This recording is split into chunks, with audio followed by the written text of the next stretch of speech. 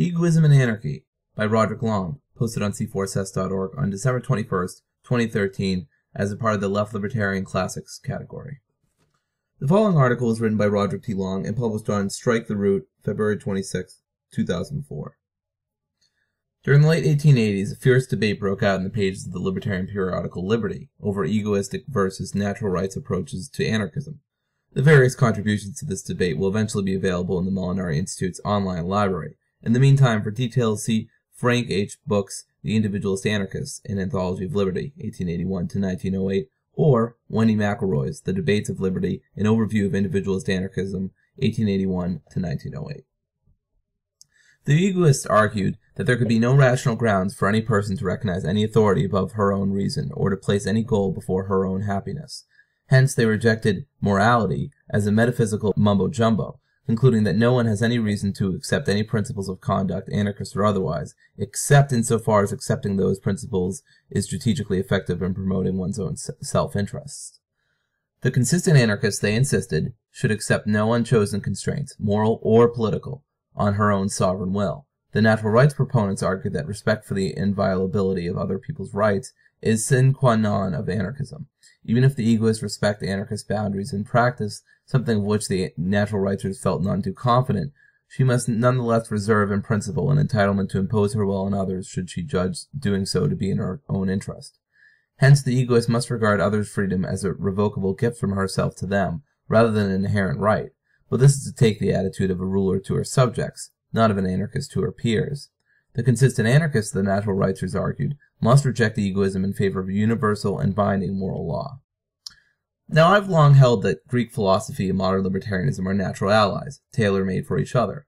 Not because they are similar, but because, though they're very differences, each can supply the deficiencies of the other. This debate in Liberty is another example. Both sides of this debate share a common assumption, that respect for others' rights is not a component of our self-interest. From this assumption, it follows that one must choose between putting one's own interest first and regarding other people's rights as having intrinsic weight. But this is precisely what is challenged by Classical Eudaimonism, the moral theory pioneered by Socrates, developed in different ways by Plato, Aristotle, and the Stoics, and accepted by nearly every major moral philosopher before the Renaissance, including Cicero and Thomas Aquinas. According to Classical Eudaimonism, self-interest is indeed the ultimate criterion of right action, but our true self-interest is to live a life of objective human flourishing. Acting in accordance with the virtue of justice is not a mere external means to such flourishing, it is a part of that flourishing.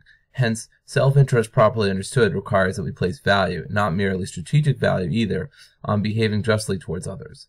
Hence, the classical eudaimonist can happily embrace both the egoist's insistence of the paramount supremacy of self-concern and the natural righters' insistence on the sacred authority of justice.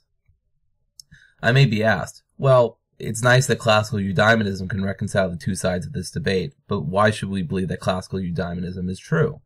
My answer is that the fact that classical eudaimonism can reconcile the two sides of the liberty debate is an extremely good reason for thinking it's true. In saying this, I'm relying on Greek-style coherentist moral epistemology that I won't spend time defending here, but see my article, The Basis of Natural Law, my book, Reason and Value, Aristotle versus Rand, and my review of Leland Yeager's Ethics as Social Science. Of course, the classical eudaimonist view on the content of justice generally bore little resemblance to individualist anarchism, but that's why the ideas of the Greek philosophers require as much correction from libertarian ideas as libertarian ideas require correction from the Greeks. Symbiosis, man.